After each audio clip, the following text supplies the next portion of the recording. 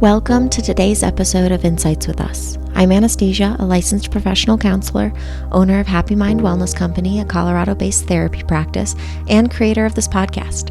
My goal is to use this platform to help others find their voice as we share our journeys and show support as we learn more about ourselves in life.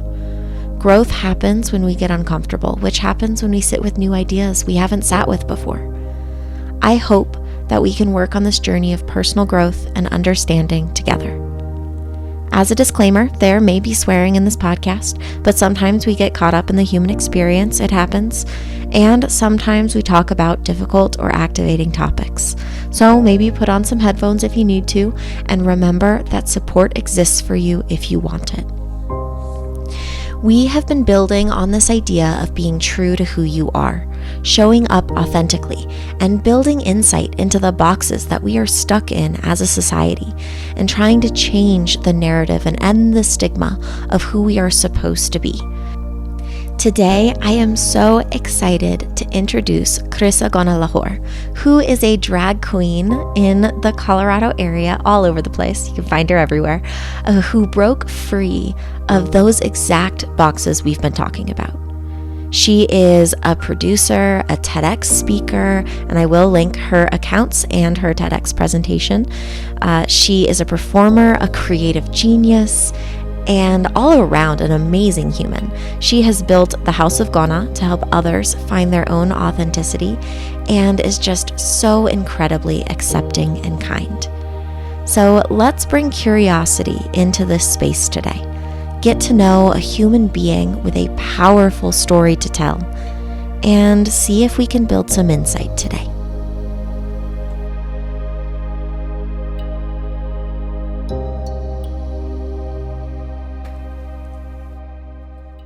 Okay, welcome, Krisa. Thank you. Thank you so much for joining Insights with us today. And just to kind of get started, for those listening, Krisa Gonna is an incredible drag queen in the Colorado community. I have gone to some of her shows. Fun fact for you, I actually know Jessica L'Whor from college. Really? I don't know if she remembers me, but we kind of had similar circles, and I got to see her perform in like one of her first or second ever shows. So you were here at CSU as well, Colorado State University. Oh, Yep, wow. I went to CSU. And so I saw you at a show, and then you sent me your TED Talk about shifting from shame to pride. And I just had to have you come on here and talk about that. And so to just kind of start, I'm thinking maybe you could go into just a little bit around this idea of these rules that we are taught as children and maybe how you discovered them and kind of broke free of them. Well, first of all, thank you for having me. It's really nice to, be talking about these things in a different media. I think I found out about those rules. I think rules exist in society, obviously, but I think humans create rules in order to make sense of the world. Not necessarily rules, but we like to either put things into boxes or categorize things, or that's how our brain organizes the world around us to make sense of it.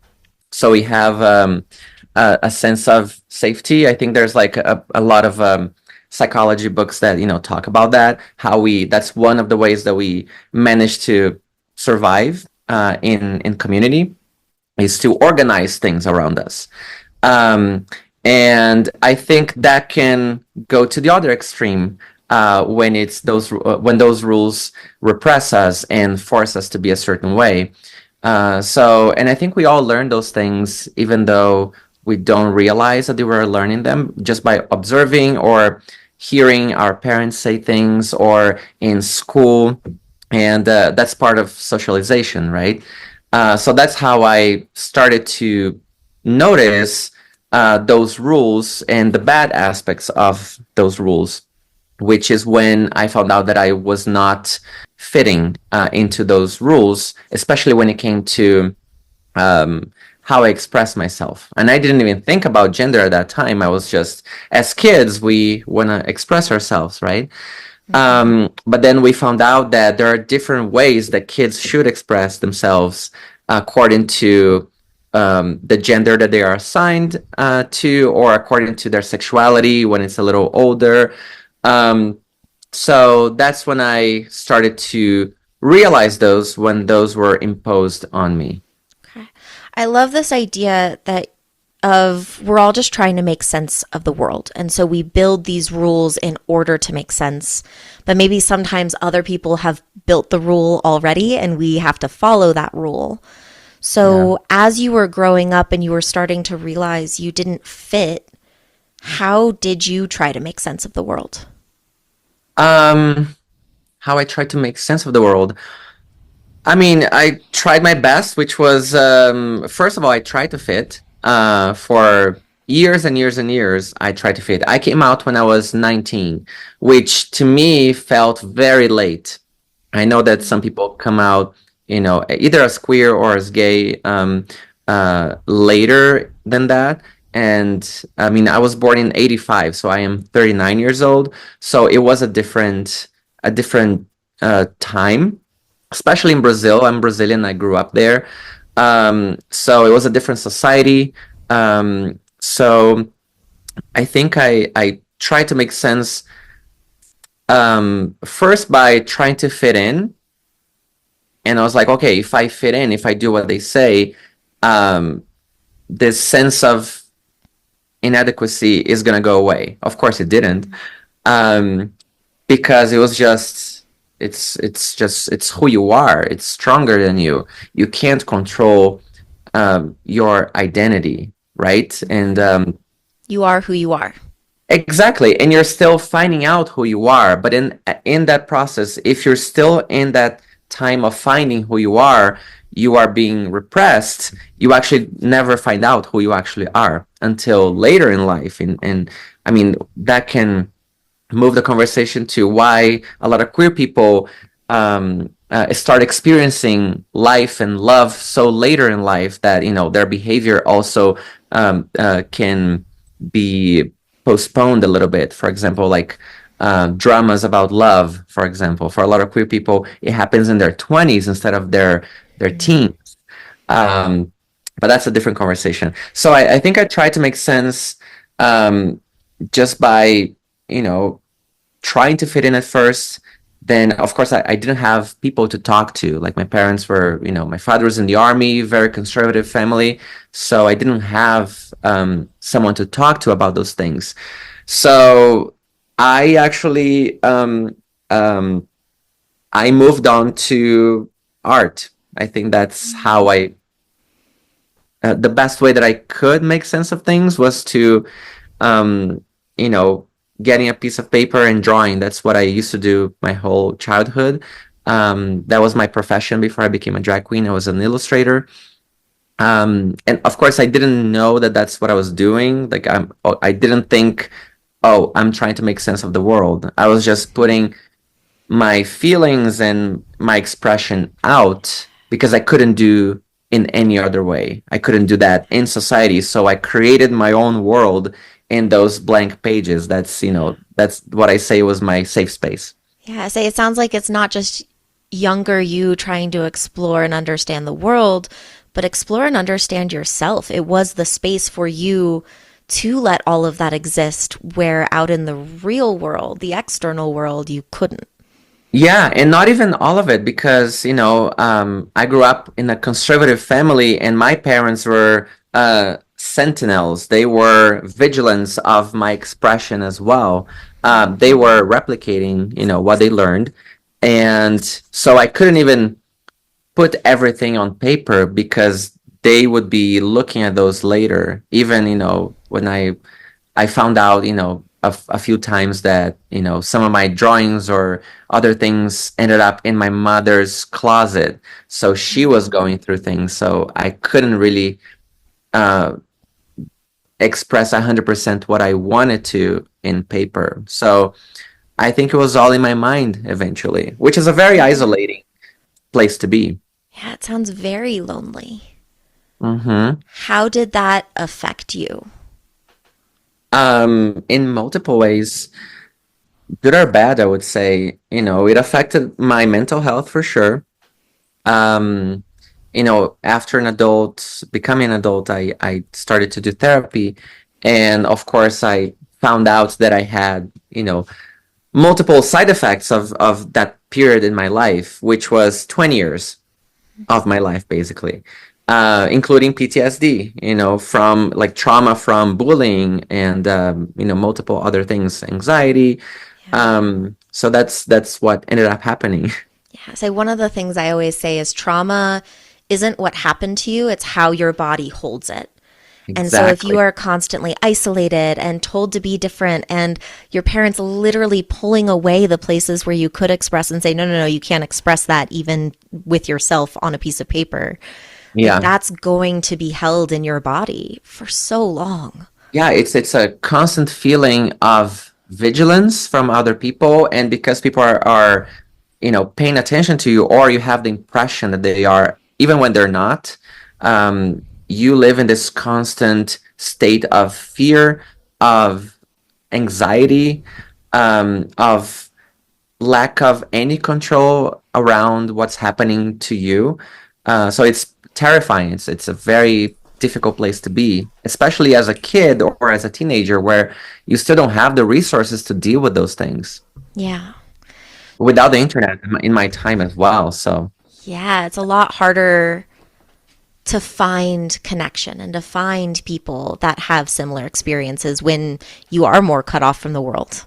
hmm yeah, I had some connections that years later, I thinking about those, I was like, oh, that was my gay teacher that was a safe space for me, but it was never spoken. Or, oh no, that was my writing teacher who really told me very special things that at that time I didn't quite realize how important they were.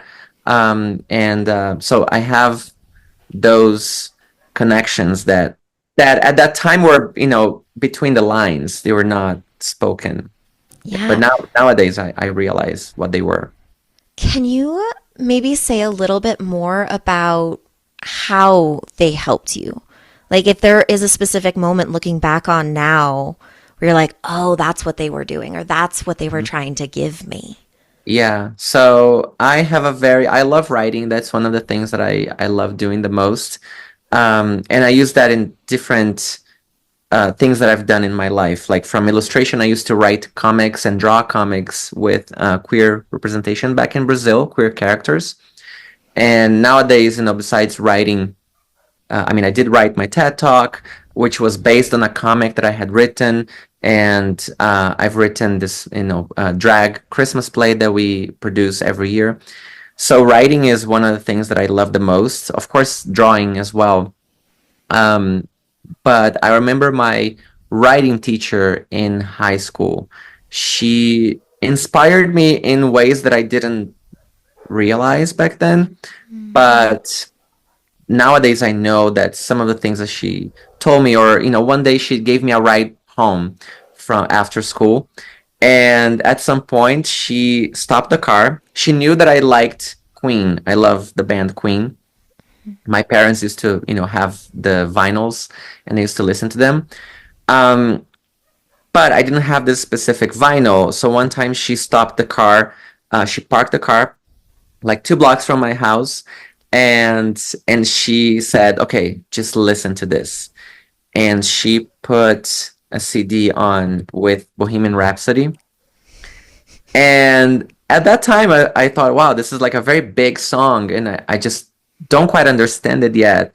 And I think that was one moment in which she was trying to give something special. And I don't remember actually if she knew that I loved Queen, but I think, she was like, Freddie Mercury is queer, and I think you should know about him. Uh, and other than that, she also told me when I had writing assignments, she gave me like really good insights here and there that I remember were very important to me, about specific things that I was writing. So, Yeah. yeah, Oh, you just get these tiny little pockets of peace and safety. yeah. And now you can see it and appreciate it. Yeah, there was another before high school. This is middle school. I remember there was this teacher. I don't remember if he was a teacher or the director of the school. And now I know that he was obviously gay. Um, but that was not spoken at that time. Mm-hmm. And I remember one day he came to me. At that time, I used to spend school breaks, like lunch breaks, in the library because that was the only place that there was an adult that I could be during breaks that I wouldn't be bullied. That was like I spent all year long just, there at the library, um, like for, a whole year. And one time, he came to me somewhere else, like in the hallway or something, and he told me like, you know what? I think for kids like you, there should be like a special school for kids that are different than you, and that was his way of saying like you need protection, like you need special Mm-hmm. protection because you are being bullied here. Of course, he knew. So there's all these memories that I have now that are uh, insightful. So Mm-hmm. Not just that you need to be protected, but where my mind went, and maybe what you found now is finding people that are like you, trying to find a community. exactly, yeah. Yeah. Was there a particular moment in your life where you were like, I don't want to do this anymore? Like, I don't want to follow these rules that don't fit who I am. Yeah. I think they happened gradually because like I think the first rule that I broke was I'm gonna find a major that I know the university where I live doesn't have. So that's gonna be my exit, like to get out of my parents' house. And then I chose graphic design, which it was something that I thought, okay, I like to draw, but I can't live off this. I'm gonna starve. And my parents said, we're gonna pay for you to for college. It was like a public college, so we didn't pay tuition, but they're like, we're gonna send you money every month for whatever you need. But then you're on your own after that. So I chose this place which was like 5 hours away, and that was my first unconscious way of like getting out and break Yeah. the rule that my mom didn't want me to leave. And junior year, that's when I came out, and I came out just to like three or four friends in college. So that was like another moment. And then I think after that, when I moved to another city, to São Paulo, this huge city in Brazil, that's when I started like breaking rules about how I should dress, or you know um, if I should hold hands with a boyfriend in public. All of that with a lot of fear involved. And when I moved here in Colorado, that's when I started to do therapy. I started doing therapy because I was in a much more serious relationship, and I really wanted to deal with my inner issues to so I don't didn't sabotage Yeah. my relationship, which was Ugh, something we're I all trying to do did. that. Exactly, yeah. So I was like, this I feel like now I have the resources to do therapy. And but then that allowed me to question other rules, for example gender rules, and I think that was the entryway to start to the drag. Okay, so sorry, my brain, I have so many questions all at once. Yeah, Because I want to know like what the process of acceptance was like, how you decided to start doing drag. Because I mean, there's such an expression of freedom. There's yeah. so many pieces, I feel, and layers to that Yeah, choice. yeah, I think people tend to think that, at some point you're gonna have this click and then you're gonna change your whole life. But I think these things happen a lot more gradually than all at once. And I think that's the beauty of like growing up and evolving, right? Hmm. So I think that's why there's so many key moments in my life that happened in Yeah. one step at a time. As you're saying this, my mind is going towards this idea of you're constantly moving towards something that feels really important. It's not necessarily a big moment, but it's all Mhm. these little choices that build. Mhm. And so I'm curious if you have any idea what you're building towards, like the life you're trying to build or what values you're trying to embody. Yeah, I know exactly where I'm going, which is an unknown place, but it's a place where my inner child will finally feel safe or safer and safer. That's where I'm trying to who I'm trying to reach is to reach out to that kid and be the person that that kid was supposed to be, if all of those things hadn't happened. That's where I'm Yeah. going. And in the process, I am building community and I'm building a safer space around me in my community here in Fort Collins and hopefully anywhere else or like on social media as well. So that's exactly where I'm going. But where that's going to lead me, I don't know. Okay. Yeah. Yeah. So safety, Yep. acceptance, community, love. Yeah. And like freedom. Yeah. What does it mean to be free to you? I don't know because I don't think anyone is completely free. Um, but I think, where I am, wanting to go is to a place where we can live unapologetically and we can live spontaneously, and not think about what others are going to think about us. And I feel like as long as we're not hurting anyone, you know, we should be able to be free and do whatever we want and behave in a way that we want as long as it's loving and it's not stepping on anyone else's existence. Yeah. Yeah. I'm writing a script for a different episode right now on authenticity and how there are different types of authenticity. Because there's like aggressive authenticity, which is like, I am who I am. I don't care what I say. If it hurts you or not, this is me. Yeah. But then Yeah. there's this like compassionate authenticity, which is, I want to be me, but I also want you to be you. And I Hmm. want us to just be able to hold space for each other for who we are and let that be okay. Yeah, yeah. I mean, I love that. I also feel like aggressive authenticity has its place. It has its moments, especially if you've been repressed for so long, for so many years. And this is for multiple minorities. There was this Brazilian influencer a few years ago that she had the cutest, funniest theory about that, which was, when you go to the store to buy uh, paper to make presents, Wrapping paper. yeah, wrapping paper, and the thicker one, or to do like school projects, right? The one that has different colors, and then when you buy it, I don't know here, but in Brazil they roll them up and put something around, so you take it home. So it was rolled for, I don't know, let's say an hour. So you get home and you unroll it, and if you put it on the table, it's gonna curve, right? It's gonna be curved because it was forced to be curved for a while, Yeah. right?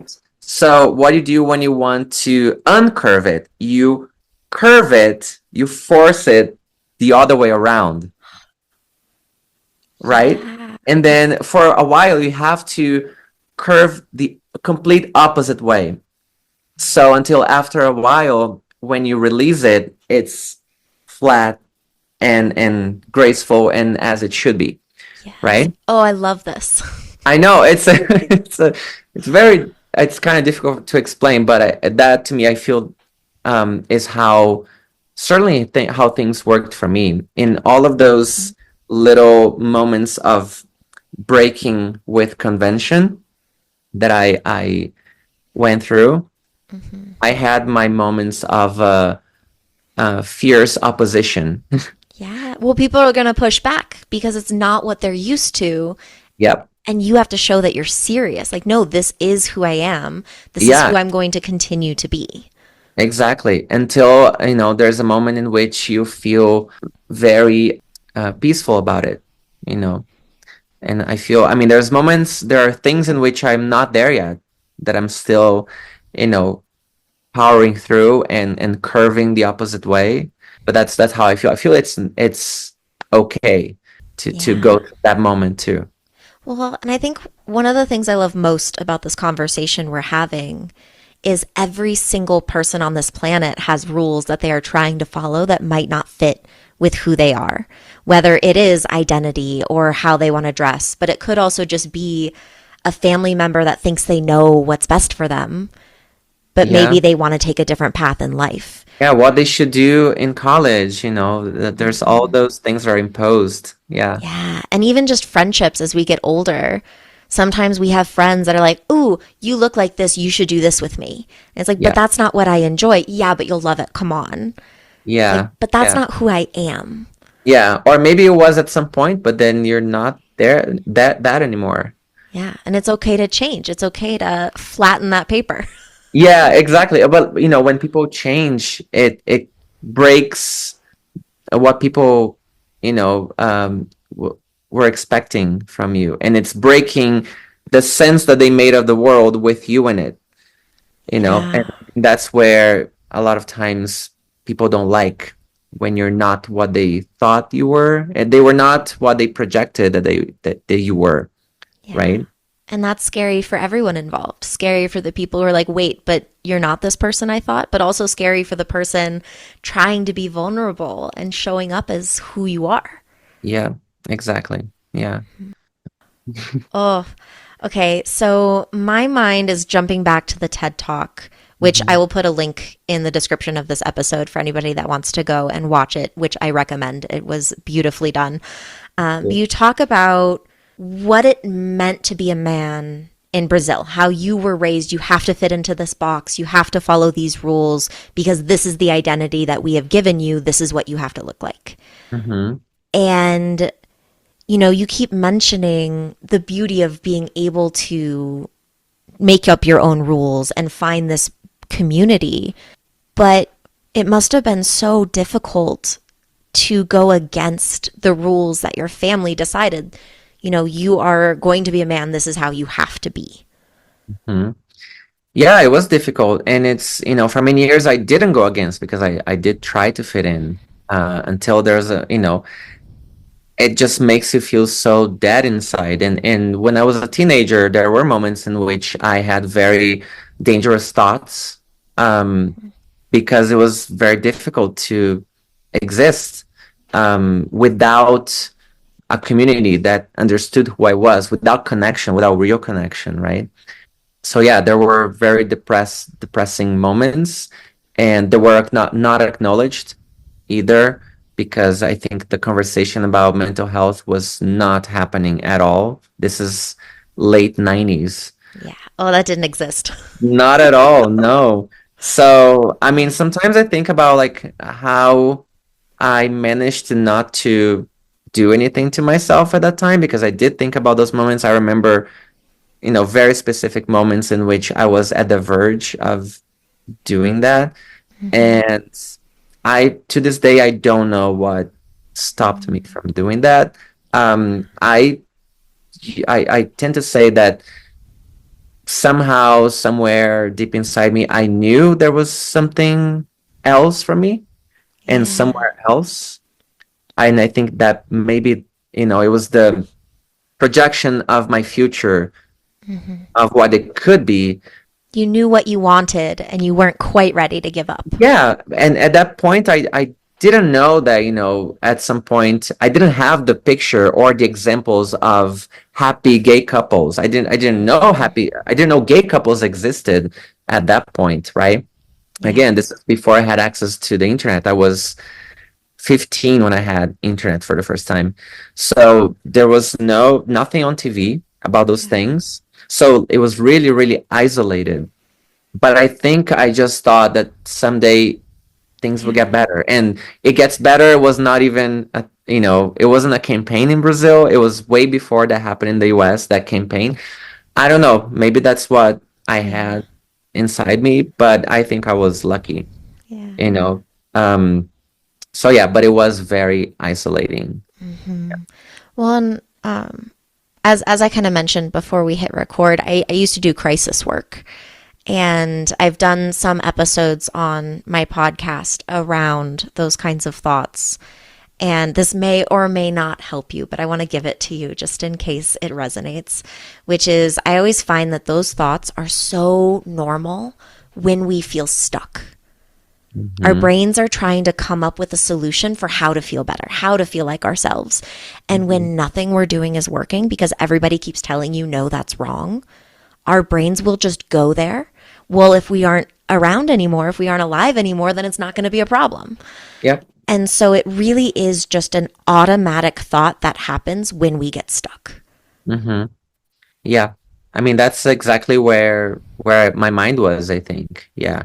Yeah. And I don't know. I think I just thought about that, maybe someday I would be far from all of that. And maybe that's why I left home, when I was 17 to go to college. And yeah, I don't know. Well, and how amazing that you did find that life and you are building that community.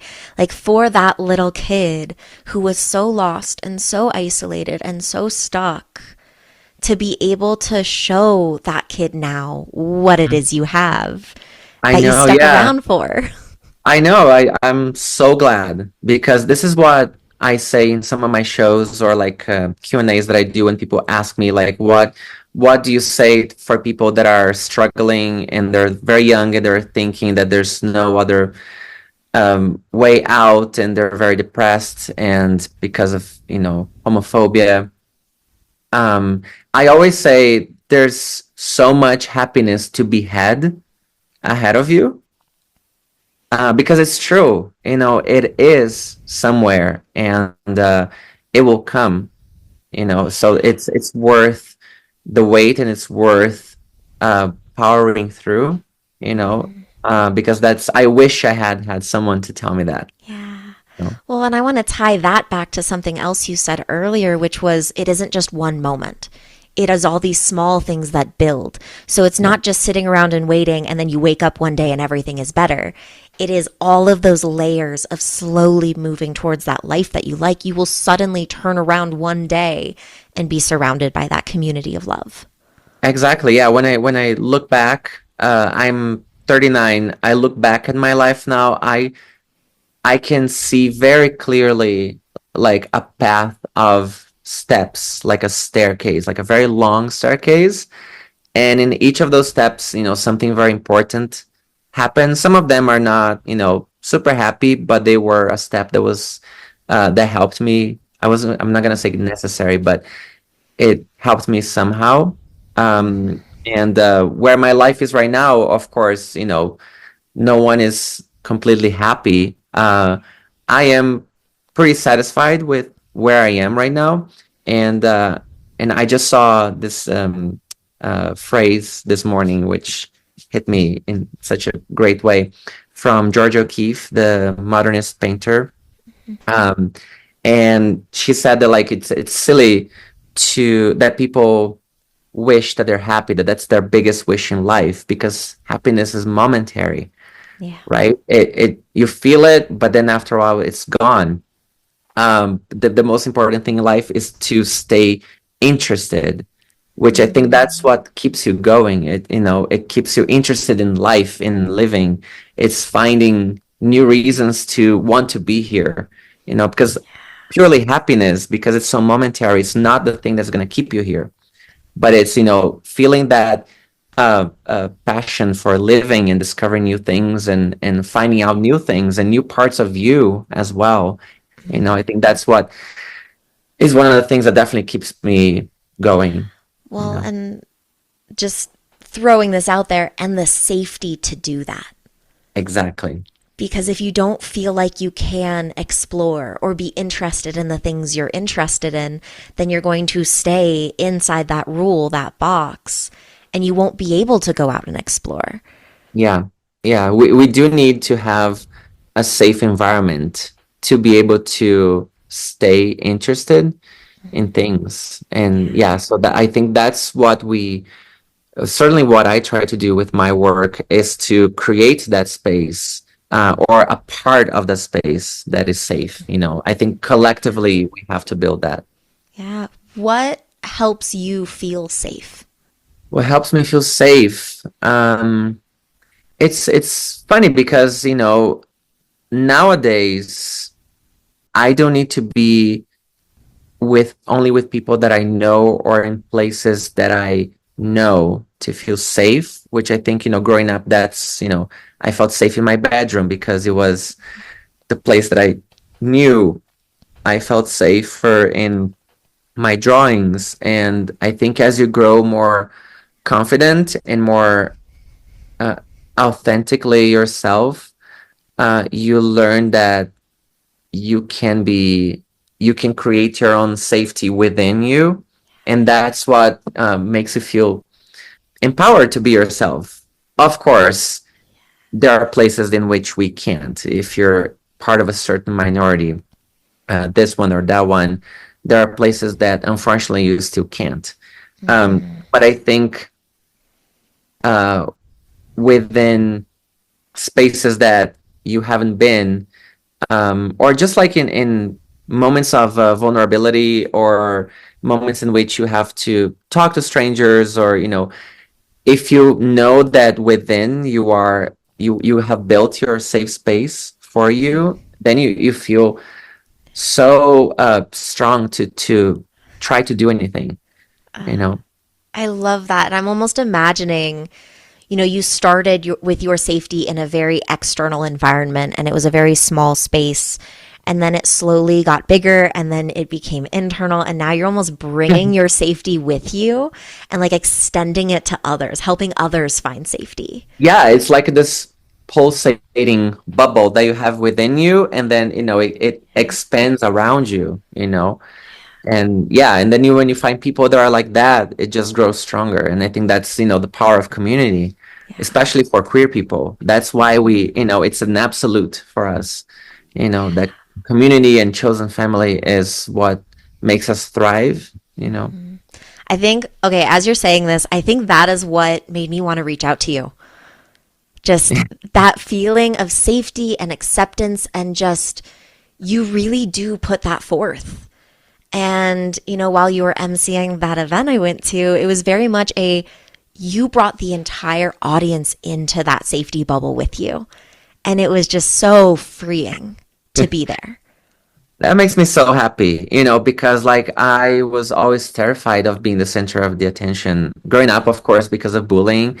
And I just ran away from, public speaking and but I grew up always thinking that I was an introvert.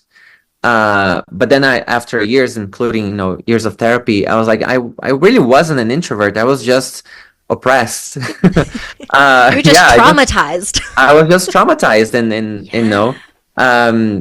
I mean, I have, of course, moments in which I have to regroup, and I need alone time, especially with what I do, which is, to be on the mic or on the stage so often. I do have to um, um, prioritize my moments that are by myself or within small groups. But I know nowadays that I'm not an introvert, which is what I always thought. Once you I broke free of the trauma and all of the exactly, because boxes. now I think, I get to extend what I am still building for myself. I can extend that to other people that I don't know. But we all So need the same things. We we all need, do. I mean, as humans, of course, we all need very similar things. Safety, acceptance, community, love. That's literally what I'm trying to build with this podcast. Everything that we are Yeah. talking about is why I'm doing this. Yeah, I mean, yes, and I think that, the fact that we have the resources that we have nowadays, that we get to access those resources online, is just so powerful, and it has so much value to people. It's a lot more accessible. Well, and you were saying, that you're trying to become that person that that little kid you needed. And you were saying that growing up, you didn't get to see queer people in books, in TV, in movies, on the internet. It didn't really exist. Yeah, And now you get to be one of those people to exactly. help Yeah. someone younger growing up. And I think, at the time, this is back in Brazil when I was still a graphic designer and I was always an illustrator. And then I started to work as an artist on my own because I wanted to, put that out as an author. Um, and then I started to, this is 2014. I started to create comics with queer characters, which was just a reflection of the life that I saw right in front of me because at that time I was already immersed in the community in Brazil, but I didn't see that in comics. And I grew up always loving comics. Yeah. Um, and that's, I think, the very first thing that I thought, oh, I don't see it.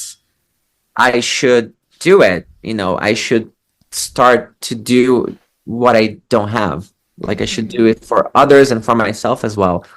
And I think that was the beginning of my um, part of like this journey of creating art to bring safety and reflection and representation. It was with comics, and that's another story. It was there was not much in Brazil like that at that time, and then my comics were like comic strips online, and they went viral because, of course, I thought they were good, but they weren't amazing. But I think the lack of representation was so huge that the moment that some people saw that, they just grabbed it, and that's why it was successful for a few years there. That's amazing. Yeah. And representation is so important because if somebody is walking around going, everybody is like that and I'm not like that, I don't fit in anywhere. I am completely alone. But if you see representation, you start to go or start to think there are people out there like me. Maybe I'm not alone. Maybe it is okay that I feel this way or that I look like that. Yeah, and then we have so much more today, more options like that, including options that are intersectional because it's not we are not just one way. Even when you're part of a community, it's so diverse. Whatever kind of community it is, and I think nowadays we have all of those. I mean, maybe not all of yet, but we have certainly more. We have all of those variations of representation, which I think is what humans are, you know? Yeah, I think one of my biggest struggles was even as, and I'm going to say explicitly queer representation in media for a very long time, even if it was there, it was filled with trauma or hate or angst. And I think only in the last 3 to 5 years, I'm starting to see more just humanity, just life. Yeah. You are a kid living your life, you are an adult living your life, and you just happen to have this identity, and there's nothing wrong with that. Yeah, I think I always I also notice that we're shifting to multiple places when it comes to representation in books or comics or TV, that our experiences are not only traumatic and you know uh, queer people or gay people don't always die of AIDS, because that's what we saw in on TV in the beginning of those characters being represented. So I think it's great that that's happening finally. It's Yeah. for a lot of those TV series, for example, it's a detail. It's a non-issue, even though it is part of their identities. There are other things going on in their lives Yeah. because that's our lives. That's what it is. It is just Yeah, one small part of an identity, not an entire person. yeah. I think it just, my mind keeps going back to this idea of, and that's humanity. Every single one of us have so many different layers of identity, and all of us are human. Exactly. Yeah. Like we're so complex and so diverse. And at the same time we need very similar things. Right. Yeah. Yeah. So You might not have an answer to this question. It's very vague and dream big kind of vibe. But if we were to have that safety, if we were able to build a space where nobody had to follow a specific rule and everyone could just show up as themselves, how do you think that would change the world? Uh, oh God, yeah, that is a very into the future. I personally, this is not, it's not gonna sound optimistic. That's I okay. personally feel like we are not gonna reach that as humans.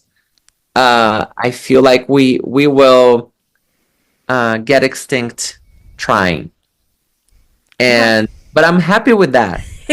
I'm happy Okay. with that. Okay, Uh, what makes you happy with it? Go deeper for me. I mean, I think,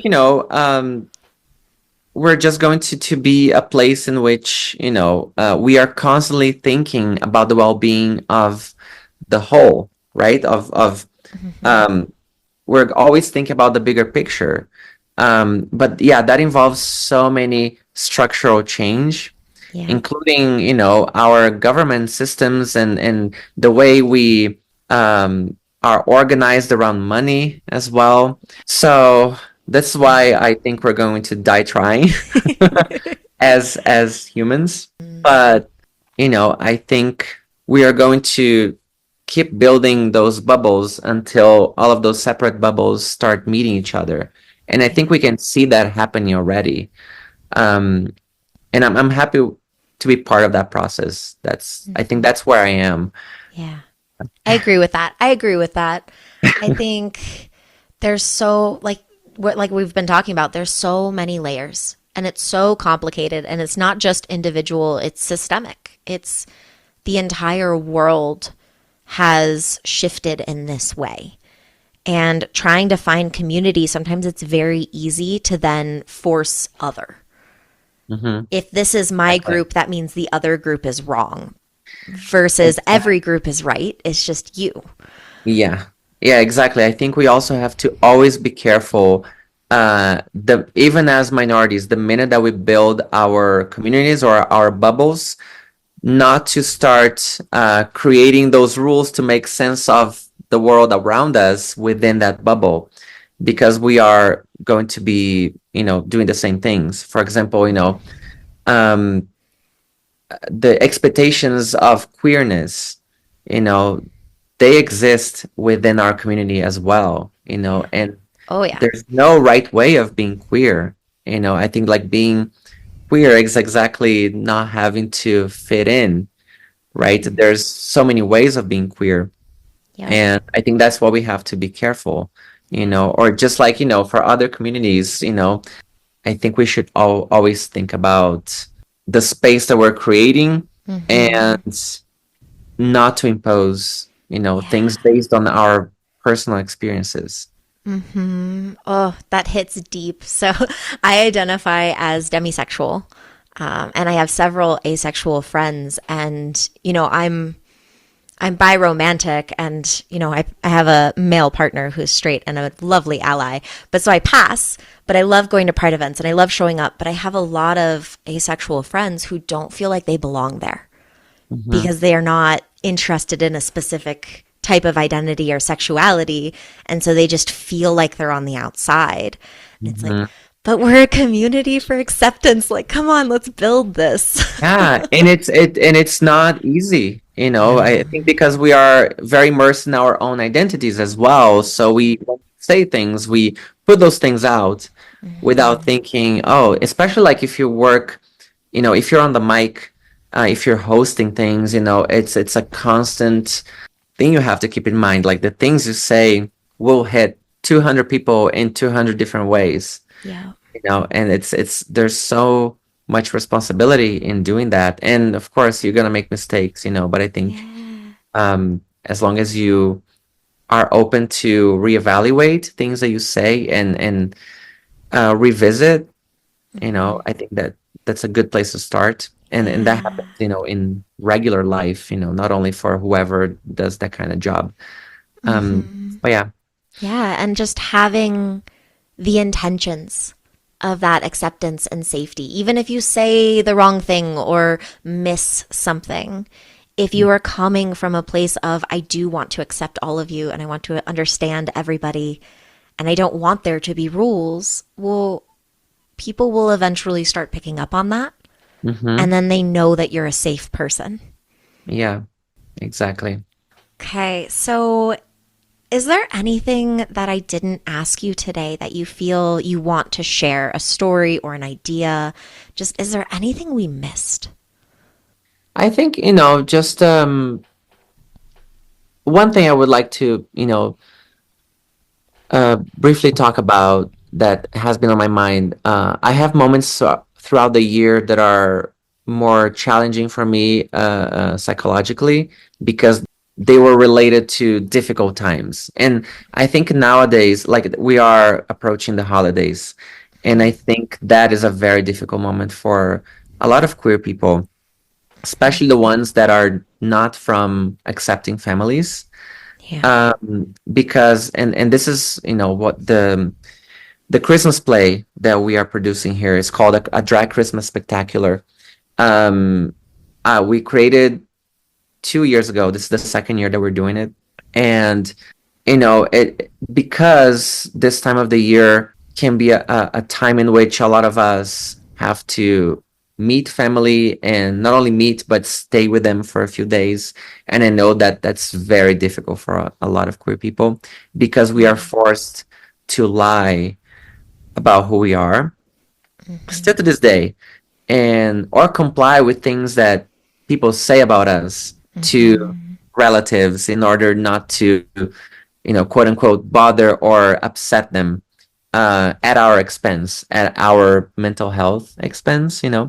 So I would just like to touch the subject of how important it is to think about how to create safe spaces within family members, especially if you're an ally. Because I feel like it falls more on you, because we can fight all the time, 100% of the time. It takes its toll, and it's very tiring. So Yeah. I think allies have such an important role. I mean, the whole year, but especially now, if you're an ally within your family, you are not in charge, but you have a big responsibility of being that person for the queer person in your family. And not only when they're there, but especially when they're not there, when they're not there to fend for themselves, when family members are saying certain things about them and you're present. So you should not be complicit with those things. So, especially if adults are saying things in front of kids, Yeah. because if you're complicit, you're being complicit with, adults teaching prejudice to kids. And those kids are going to grow with it, because kids Yeah. don't have that. They don't care about, how people dress. I think we learn those things, right? So an ally is times of the year like these, and times like these that, we are shifting into a new president. The Yeah. conversations around the table are going to be very difficult. So, There's going to be a lot of underlying tension this time mhm. of year for a lot of different reasons. And I think I love that you went there because, it's not just what you believe, but it's what you put out into the world. So even if you are an accepting ally, if a family member is saying hateful things or misinformation, stuff that just Mhm. isn't true, and you say nothing, Yeah. you're letting that language continue versus pausing and maybe as an example being able to say, and well, there actually is nothing wrong with that. And Mhm. I think everybody has the right to be exactly who they are, no matter what you believe. Just throwing out statements of that is supporting. Just no, you get to Yeah. be yourself. Yeah, and I have to say it, like, it's not an easy task to be an ally. It's not supposed to be easy, but it's safer for an ally to say things. Being an ally means that you have to break with convention as well, and you have to. It might mean that you might have to even cut ties. It's not easy, not everyone is ready to be an ally, because you have to give up a bunch of your privileges by, when you say nothing, so it's not easy, but No. it's necessary. It's so important if we want to build those safe spaces we've spent the last hour talking about. Yeah. Yeah. Yes. And now I'm thinking the episode that I want to do after this is going to be all about building safety and maybe that representation, because I think everything we talked about today is so, so important.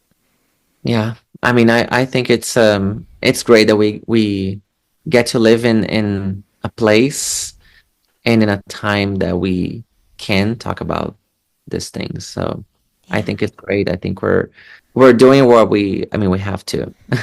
I think this is how the world changes. It's not going to happen all at once, and it's probably never going to get to a perfect place. But the more people are willing to actually speak up for who they are, and the more allies they have to protect that space, the more those bubbles get to converge. I agree. Yeah. And yeah, talking about mental health, and there's such a big value to psychologists, therapists, and I can't imagine how my life would be now if I hadn't started doing therapy. I did therapy for 6 years, and my therapist is called Samir, and he's from Brazil. We did online therapy for 6 years, and he's also queer, so it was important for me that he knew exactly what I had been through. He's from Brazil, so he knows the cultural background that I have. Yeah. So to me, I just can't measure, how important that was for me. Also, like Krisa Gonna, my drag persona came out also thanks to therapy. So I have nothing but, being grateful to him. Well, and Yeah. Krisa Gonna is spreading kindness and safety throughout the world, one show at a time. Yeah, hopefully. Yeah, that's what I hope. Well, I have been there and I have witnessed it, so I can say it's true. Thank you. Thank you for saying that. Yeah. Oh, wow. This conversation has just been so important, I think. It was great. I loved it. Yeah. Thank you so Yeah. much for creating this space for me to say what I had to say.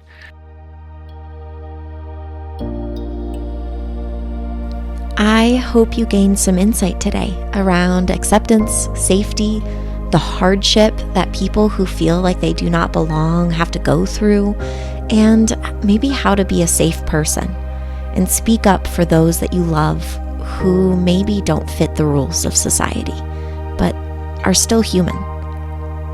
Krisa Gonna has built her own little corner of safety while following her interests and her passions in life, and she welcomes anyone into that space that needs connection and community. If you live in the area, I recommend going to one of her shows, maybe finding some bingo, or find another kind of experience that is different from what you usually do. It might help you build understanding, especially if you go and experience something from someone who looks different from you on the outside, but is human exactly like you on the inside. If you have any questions for this podcast or any themes you'd like us to focus on in the future, send us a message on Instagram at Insights With Us Podcast, or send us an email at insightswithus@gmail.com. If you enjoyed this podcast and want to hear more, please follow, like, or subscribe. If you want to support the continuation of this podcast, you can donate. To do so, visit my website and donate on Podbean's patron program, or find me, Anastasia Soroka, on buymeacoffee.com. I appreciate you, and I appreciate that you are listening. Thank you for creating insight with us.